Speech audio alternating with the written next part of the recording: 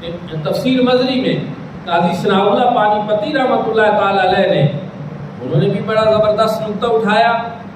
انہوں نے کہا کہ نماز کا حکم پہلے ہے، قربانی کا حکم بعد میں ہے.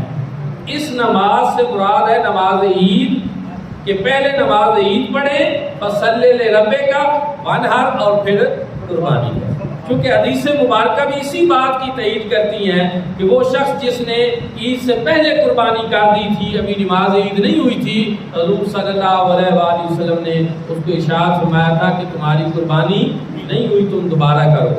تو گویا نماز عید پہلے پڑھنا ضروری ہے اور قربانی کرنا بعد میں ضروری ہے. تو اللہ رب العزت نے بھی قرآن پاک میں جہاں حکم ارشاد فرمایا تو فرمایا فصلی لربک، فصلی تو نماز پڑھ. نماز کا حکم پہلے، وانحر قربانی کا حکم بعد میں. نماز عید پہلے اور قربانی بعد. ایک مسئلہ البتہ میں یہاں اور بیان کیے دیتا ہوں کہ جہاں کسی شہر میں بہت ساری جگہوں پہ نماز عید ہوتی ہو تو اس کے لیے کیا احکامات ہیں؟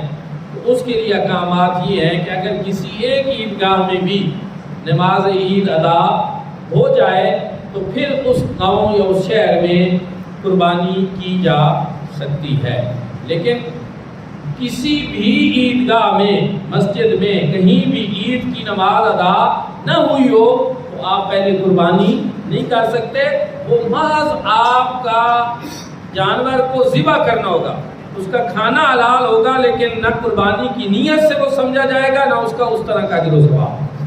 محض گوشت ہوگا حلال، ذبح ہو چکا ہوگا، لیکن وہ آپ کی قربانی نہیں سمجھی جائے گی. قربانی کے لیے ضروری ہے کہ نماز عید کے بعد ادا کی جائے، جیسا کہ یہاں بیان کیا. دوستان ذکر پھر ایک اور چیز بھی ہے، قربانی کا فلسفہ، اس کی حکمت کیا ہے؟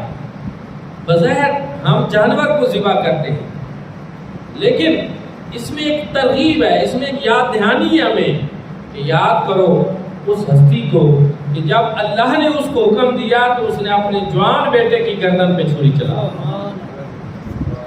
اگر کل ضرورت آ جائے دین کے لیے، اسلام کے لیے، کلمہ حق کی سربلندی کے لیے کہ تم بھی اپنی جان کے نذرانے پیش کرو، تو پھر قربانی کا جانور ہم اس یاد دہانی کے طور پہ قربان کر کے اس عزم کا ارادہ کرتے ہیں کہ آج ہم جانور قربان کر رہے ہیں، کل ہماری جان کی ضرورت بھی پڑے تو ہم وہ بھی پیش کر دیں.